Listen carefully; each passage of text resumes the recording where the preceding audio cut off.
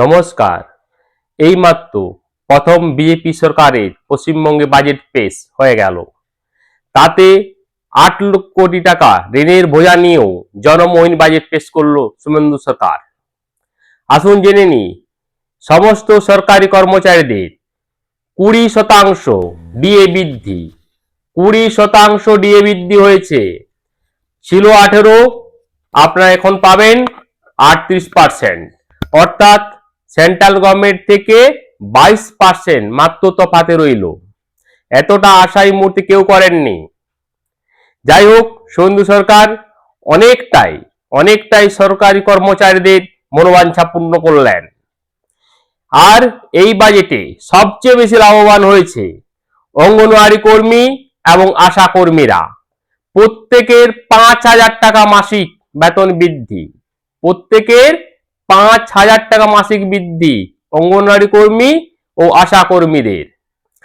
আর civic police, green police এবার নানা চুক্তিভিত্তিক যেসব কর্মচারীরা আছেন প্রত্যেকেরই 2,000 টাকা করে বেতন বৃদ্ধি। প্রত্যেকে সিভিক পুলিশ, গ্রিন পুলিশ প্রত্যেকেরই 2,000 টাকা করে তাদের বেতন বৃদ্ধি হয়েছে।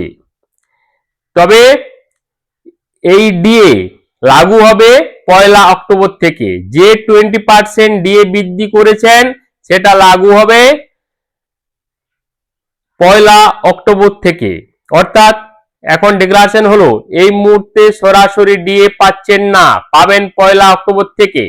তবে অঙ্গনওয়াড়ি কর্মী, আশা কর্মী, সিভিক পুলিশ, গ্রিন পুলিশ এনারা পাবেন 1 আগস্ট থেকে। এদের যে বৃদ্ধি তা পাবেন 1 আগস্ট থেকে। অর্থাৎ সেন্ট্রাল গভর্নমেন্টের 58% ডিএ ছিল, সম্প্রতি 2% বৃদ্ধি করেছেন। কেন্দ্রীয় সরকারি কর্মচারীদের এই মুহূর্তে ডিএ 60%।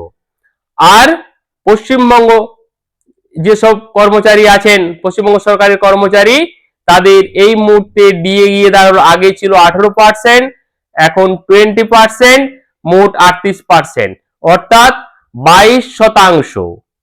22% ডিফারেন্স রইল। এও জানা যাচ্ছে এটাও ধীরে ধীরে সেন্ট্রাল গভর্নমেন্টের কর্মচারীদের সাথে প্রায় সমান হতে চলেছে। এটাও একটা আশার আলো। যাই হোক, সরকার 8 লক্ষ কোটি টাকা ঋণের বোঝা নিয়েও যেভাবে ডিএ বৃদ্ধি করেছেন, আশা কর্মী বা অন্যান্য যেসব সরকারি চুক্তিভিত্তিক কর্মচারী আছেন প্রত্যেকের যে বৃদ্ধি, এটা মানুষ এই কর্মচারীদের মনে অনেক সন্তোষ জাগিয়েছে। যাই হোক, আপনারা ভালো থাকবেন। আর ডিএ নিয়ে আপনারা নিশ্চিন্ত হন, 1 অক্টোবর থেকেই লাগু হচ্ছে। ভালো থাকুন। জয় হিন্দ, বন্দে মাতরম।